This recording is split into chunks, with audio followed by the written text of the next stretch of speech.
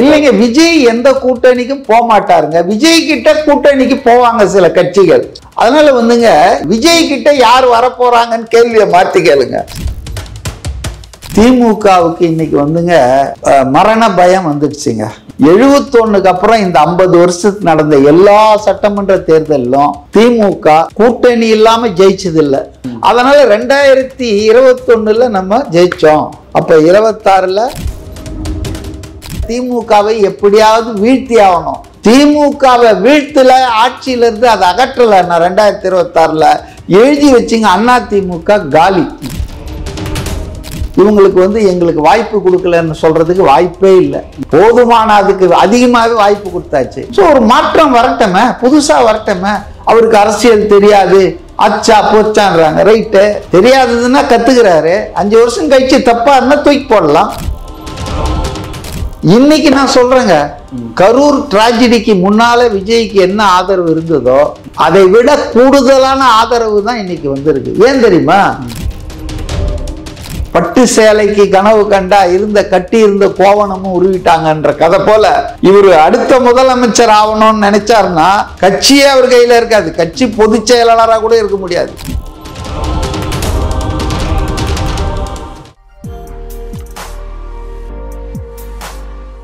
Aagaard viewers எல்லாருக்கும் வணக்கம். இன்னைக்கு நம்ம கூட அரசியல் விமர்சகர் CK மதிவாணன் அவர்கள் இணைஞ்சிருக்காரு. இப்ப சமீபத்திய அரசியல் நிகழ்வுகள் பத்தி அவர்கிட்ட கேட்டு தெரிஞ்சுக்க போறோம்.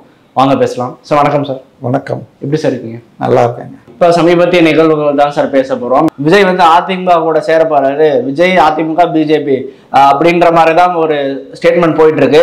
பிஜேபி ஸ்டேட்மெண்ட் போயில்ல, பிரச்சாரம் போயிட்டு இருக்கு. ஓகே, விஜய் பிஜேபி வந்து விஜய் கண்ட்ரோல் பண்றாங்க, அவங்க கூட்டணிக்கு இழுக்க பாக்குறாங்கன்னு போயிட்டு இருக்கு. இதை பத்தி என்ன நினைக்கிறீங்க சார்? திமுகவுக்கு இன்னைக்கு வந்துங்க மரண பயம் வந்துடுச்சுங்க. ஏன்னா நம்ம வரலாற்றை எடுத்து பார்த்தோம்னா 1971க்கு 69ல கலைஞர் அண்ணா மறைந்த உடனே சீஃப் மினிஸ்டர் ஆனாரு. 71ல அவர் வந்து முதலமைச்சரா போட்டி போட்டார். அப்ப மட்டும்தாங்க ஜெயிச்சாரு. 71க்கு அப்புறம் இந்த 50 வருஷத்துக்கு நடந்த எல்லா சட்டமன்ற தேர்தலிலும் திமுக கூட்டணி இல்லாம ஜெயிச்சது இல்லை. அதுக்கு அர்த்தம் கூட்டணி இருந்தா ஜெயிச்சிடணும். கூட்டணி 15 கட்சி கூட்டணி போட்டும் தோத்து இருக்குது, அது வேற விஷயம். நான் சொல்றேன், 2 ஃபேக்டர் சொல்றேன். Without any alliance, without the help of other political parties DMK இது வரைக்கும் ஜெயிச்சதே கிடையாது. 67ல இருந்தே இன்னை வரைக்கும் சொல்றேன் நான், ஜெயிச்சதே கிடையாது. அடுத்தது 5 வருஷத்துக்கு அப்புறம் அவங்க எலெக்ட் மாட்டாங்க, ரீஎலெக்ட் ஆனதே கிடையாது. 5 வருஷம் முடிஞ்சோன்னு ஜனங்களே தூக்கி இவங்களை தூக்கி போட்டுருவாங்க. Never they gave repeat mandate for DMK for the last 50 years. ஆனா எம்ஜிஆருக்கு 3 முறை தொடர்ச்சியா ஜெயிச்சிருக்காரு. இப்ப நம்ம ரீசன்ட் ஜெயலலிதா 2 வாட்டி ஜெயிச்சாங்க. இது போன்ற மக்களுடைய ஆதரவு அங்கீகாரம் ஒருபோதும் திமுகவுக்கு கிடைச்சதில்லை. அப்ப அந்த பயம் வேற இருக்குது அவங்களுக்கு. கலர் டிவி கொடுத்தப்பவும் கலைஞர் தோத்து இருக்கிறாரு, புரியுதுங்களா? அதனால 2021ல நம்ம ஜெயிச்சோம். அப்ப 26ல ஏன்னா இதான வரலாறா இருக்கு. 60 வருஷ வரலாறு எடுத்து பாத்தீங்கன்னா never in the history DMK got repeat victory. ஒரு முறை ஜெயிச்சதுன்னா அந்த 5 வருஷத்துலயே எல்லாம் பண்ணி முடிச்சிருவாங்க. ஜனங்களுக்கு போதுமாடா சாமின்னு ஆக்கிடுவாங்க. அது இவங்களுக்கு தெரியுது, புரியுதுங்களா? அது இல்லாம விஜயனுடைய இந்த தன்னெழுச்சி, மக்கள் ஆதரவு, அவருக்கு வந்து இளைஞர்கள், பெண்கள், இப்ப இளைஞர்கள் மட்டும் இல்ல, இப்ப நான் என்ன இளைஞரா, எல்லாருமே மாற்றம் வேணும்னு நினைக்கிறாங்க. அதாவது வந்து தமிழ்நாட்டுல இந்த 2 கட்சிகள் மாறி மாறி 67க்கு அப்புறம் ஒரு 60 வருஷம் ஆண்டுட்டாங்க. இவங்களுக்கு வந்து எங்களுக்கு வாய்ப்பு கொடுக்கலன்னு சொல்றதுக்கு வாய்ப்பே இல்லை. போதுமான, அதுக்கு அதிகமாகவே வாய்ப்பு கொடுத்தாச்சு. ஸோ ஒரு மாற்றம் வரட்டமே, புதுசா வரட்டமே. அவருக்கு அரசியல் தெரியாது, அச்சா போச்சான்றாங்க. ரைட்டு, தெரியாததுன்னா கத்துக்கிறாரு. 5 வருஷம் கழிச்சு தப்பா இருந்தா தூக்கி போடலாம். உங்களை மாதிரி 30 வருஷம் உங்களை சுமந்து இருக்கிறோம்ல. அதனால மாற்றம் என்பது தேவைங்க. அந்த மாற்றத்துக்காக இருக்கிற மக்களின் பிரதிநிதியாக விஜய் மாறிட்டார். அதனாலதான் விஜய்க்கு இந்த அபரிமிதமான, நீங்க பாருங்க, ஒரு உதாரணத்துக்கு இவங்க வந்து கடந்த 10 நாளா கரூர் நிகழ்ச்சிக்கு அப்புறம் ஓடி விட்டார், ஒளிந்து விட்டார், கொலையாளி, கைது செய், இப்படி எல்லாம் போஸ்டர்லாம் ஒட்டி பார்த்தாங்க. திமுக தான் எல்லாம் பண்ணுச்சு. ஆச்சா?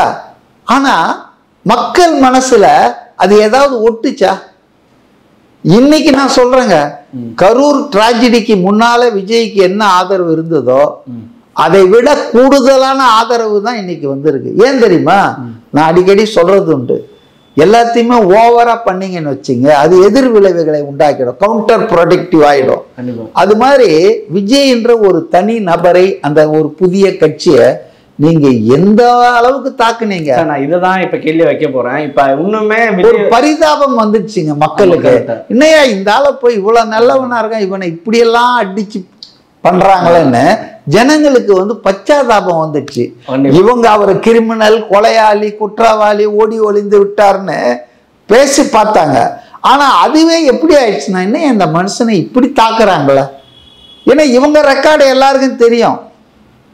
இவங்க ரெக்கார்டு, இவங்க இப்படியெல்லாம் அண்ணாமலை பல்கலைக்கழகத்தில் நினைக்கிறேன் நான், சிதம்பரத்துல டாக்டர் பட்டம் வாங்குவதற்கு அப்ப கருணாநிதி முதலமைச்சர் போனப்போ மாணவர்கள் அதை எதிர்த்து போராட்டம் பண்ணப்போ போலீசார் நடித்த தடியடியில நிறைய பேர் வந்து காயமடைஞ்சாங்க. உதயகுமார் என்ற மாணவன் கொல்லப்பட்டான். அவங்க அப்பா வந்து அந்த பணத்தை பார்த்துட்டு இது ஏன் பையன் இல்லைன்னு சொல்ல வச்ச அரசாங்கம் இது. இப்ப கூட நாங்க சுப்ரீம் கோர்ட்ல கேஸ் போடலன்னு 2 பேரை சொல்ல வச்சிருக்காங்கல்ல. அது மாதிரி எல்லாம் நிறைய காமெடி எல்லாம் பண்ணுவாங்க திமுக. புரியுதுங்களா? இந்த வரிசையில பார்த்தோம்னா இப்ப அடுத்து வந்து இப்ப விஜய் வந்து அதிமுக கூட்டணிக்கு இன்னும் போல, பிஜேபி அதிமுக இல்லைங்க. விஜய் எந்த கூட்டணிக்கும் போக மாட்டாருங்க. விஜய் கிட்ட கூட்டணிக்கு போவாங்க சில கட்சிகள். நீங்க தப்பா ப்ரொஜெக்ட் பண்றீங்க. விஜய் போனோன்றீங்க. விஜய் போக மாட்டாரு. அவர் தெளிவா சொல்லிட்டாரு, மக்கள் விரும்பும் முதலமைச்சர் வேட்பாளர் விஜய்னு அவங்க வீடு வீடா ஒட்டிட்டாங்க அவங்க ஆளுங்க. அவருக்கு ஒன்றும் அர்ஜென்ட் இல்ல. இப்ப நாளைக்கே அவர் முதலமைச்சர் ஆகலன்னா என்ன ஆயிடும்? சாப்பாடு கிடைக்காதா? அவர் இருக்கிற எல்லாத்தையும் விட்டுட்டு இல்லைங்க வந்திருக்காரு பொது சேவைக்கு. ஆனா எடப்பாடிக்கு நாளைக்கு முதலமைச்சரா அவர் திரும்ப வரலன்னா அடுத்த தேர்தல்ல 10 தேர்தல் பழனிசாமின்றாங்க தோத்து, இப்ப 11வது தேர்தல் ஆச்சுன்னா அந்த கட்சி அவர் கையில இருக்காது. அவருக்கு தான் திமுகவை ஆட்சியிலிருந்து அகற்ற வேண்டிய கட்டாய நெருக்கடி இருக்கு. ஏன்னா அடுத்த முறை ஒருவேளை திமுக ஜெயிச்சதுன்னா அண்ணா திமுக கட்சியாவது இன்னைக்கு எடப்பாடி கையில இருக்குது, அது கூட இல்லாம போயிடும். அதனால வந்துங்க விஜய் யார்கிட்டயும் போக மாட்டாருங்க. விஜய் கிட்ட யார் வரப்போறாங்கன்னு கேள்வியை மாத்தி கேளுங்க. காங்கிரஸ் வருமா? கம்யூனிஸ்டுகள் வருவாங்களா? அண்ணா திமுக வேற வழியே இல்லை. திமுகவை எப்படியாவது வீழ்த்தி ஆகணும். திமுகவை வீழ்த்தல, ஆட்சியில இருந்து அதை அகற்றல, 2026ல எழுதி வச்சுங்க, அண்ணா திமுக காலி. எடப்பாடிக்கு எந்த விதமான புடிமானமும் அந்த கட்சியில இருக்காது. அந்த கட்சியில ரிபெல்லியன் வந்துடும். இப்பவே வந்து எதிர்ப்புகள் இருக்கு. 7-8 பேர் தனித்தனியா கத்திக்கிட்டு இருக்காங்க.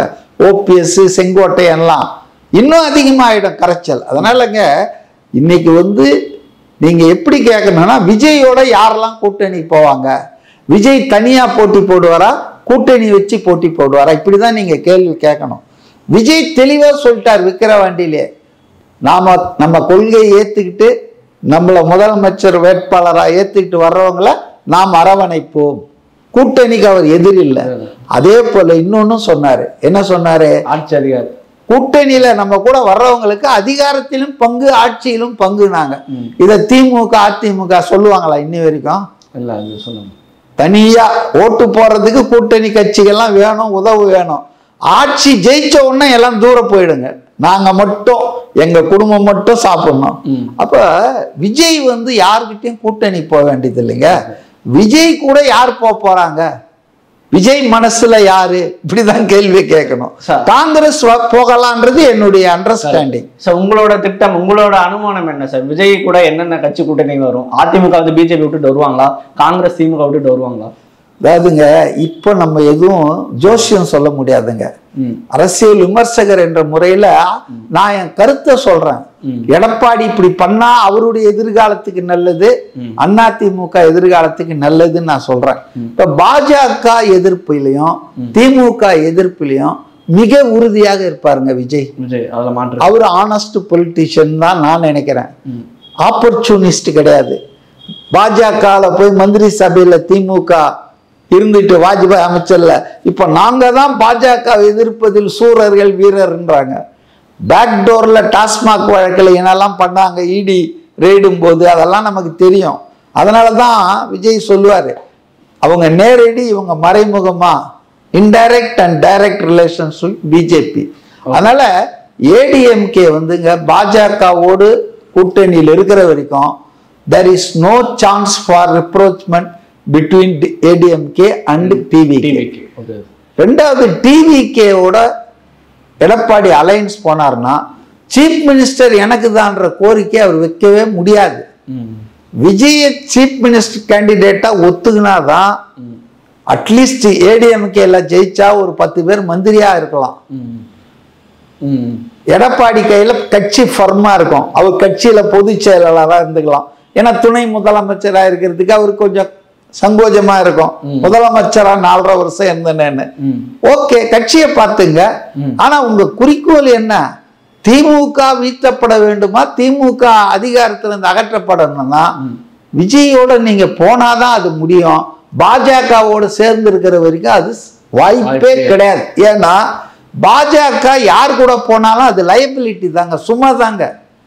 பாஜக மத்தியில ஒன்னா ஆட்சியில் இருக்கலாம், ஆனால் தமிழ்நாட்டு மக்கள் தென்னிந்திய மக்கள் பாஜகவை ஒரு வடமாநில கட்சி, இந்தி வெறியர்கள் கட்சி, இந்து மதத்தை பரப்புகிற கட்சின்னு தான் பார்க்குறாங்க. குறிப்பாக தலித்துகள், இஸ்லாமியர்கள், சிறுபான்மை மக்களுக்கு கடுமையான எதிர்ப்பு இருக்குது. அதனால இப்போ அதிமுக தனியா நின்னுது பார்லிமெண்ட் எலெக்ஷன்ல, வித்தவுட் பிரைம் மினிஸ்டர் கேண்டிடேட் இல்லாம நின்னாங்க. அப்ப கூட 1% ஓட்டை இன்க்ரீஸ் பண்ணாங்க தெரியுங்களா அவங்க. ஆனா இன்னைக்கு பாருங்க 10% 5% ஓட்டு குறைஞ்சிடும் அவங்களுக்கு, because of alliance with BJP இல்லையா. அதனால என்னுடைய பெஸ்ட் அட்வைஸ் என்னன்னா இந்த முதலமைச்சர் எல்லாம் கனவு காணக்கூடாது. பட்டு சேலைக்கு கனவு கண்டா கட்டி இருந்த கோவணமும் உருவிட்டாங்கன்ற கதை போல இவரு அடுத்த முதலமைச்சர் ஆகணும்னு நினைச்சாருன்னா கட்சியே அவர் கையில இருக்காது, கட்சி பொதுச் செயலாளராக கூட இருக்க முடியாது. அதனால சோபரா முடிவு பண்ணும் இன்றைக்கு என்ன பொலிட்டிக்கல் டாஸ்க். இன்னைக்கு அரசியல்ல நமக்கு எது நல்லது, தமிழ்நாட்டுக்கு எது நல்லதுன்னா தாவேகா அதிமுக சேர்ந்தா நல்லா இருக்கும். Deadly combination. இவங்க 2 பேர் சேர்ந்தாங்கன்னா வேற யாருமே தேவையில்லை. 234 தொகுதியில 220 தொகுதியில ஜெயிச்சு அடிச்சு பிச்சிருவாங்க. ஆனா அதை சேர்றதுக்கான சாத்தியக்கூறுகள் ரொம்ப ரொம்ப கம்மி. ஏன் தெரியுங்களா? பிஜேபியை விட்டுட்டு ஏடிஎம்கே வரணும், சீஃப் மினிஸ்டர் தான் ஆகணுன்ற கனவுல இருந்து அவரு வெளியேறி வரணும் பழனிசாமி, முதலமைச்சர் வேட்பாளரா விஜயை ஏத்துக்கணும். மற்றபடி மற்ற தொகுதி எண்ணிக்கை அதெல்லாம் உட்காந்து பேசிக்குவாங்க. அதனால வந்துங்க என்னை பொறுத்த வரைக்கும் விஜய் கூட யார் போக போறாங்கன்றதான் கேட்கணுமே தவிர விஜய் யார் கூட போறாருன்றதெல்லாம் இதெல்லாம் கல நிலவரத்துக்கும் யதார்த்தத்துக்கும் இது திமுக குரூப் ஒரு பக்கம் கிளப்பி விடுறாங்க. அதிமுக ஆளுங்க அவங்க கட்சிக்காரங்கிட்டே கொடியை ஆட்ட சொல்லிட்டு பிள்ளையார் சுழி போட்டாச்சுன்னு அவங்க சந்தோஷப்பட்டுக்கிறாங்க. அதெல்லாம் உண்மை இல்லைங்க. விஜய் has come, அவர் தான் நிக்க போறாரு, அவர் தான் முதலமைச்சர் வேட்பாளர். அது நடக்கிறதுனால அவங்களுக்கு ஒன்றும் பெரிய இன்னைக்கு 0 எம்எல்ஏ 0 எம்பிங்க தாவேகா. அவருக்கு எவ்வளவு வந்தாலும் பிளஸ் தான், அட்வான்ஸ் தான். 100 எம்எல்ஏ ஜெயிச்சாங்கனாலும் அட்வான்ஸ் தான். ஆனா உங்க நிலைமை என்ன யோசிச்சு பாருங்க.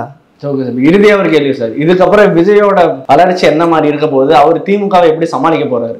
ஆல்ரெடி சமாளிச்சுட்டாருங்க. இதை விட வாங்க முதல் சேலஞ்சிலேயே கவுத்துட்டாரு, முதல் ரவுண்ட்லயே திமுகவை கவுத்துட்டாரு.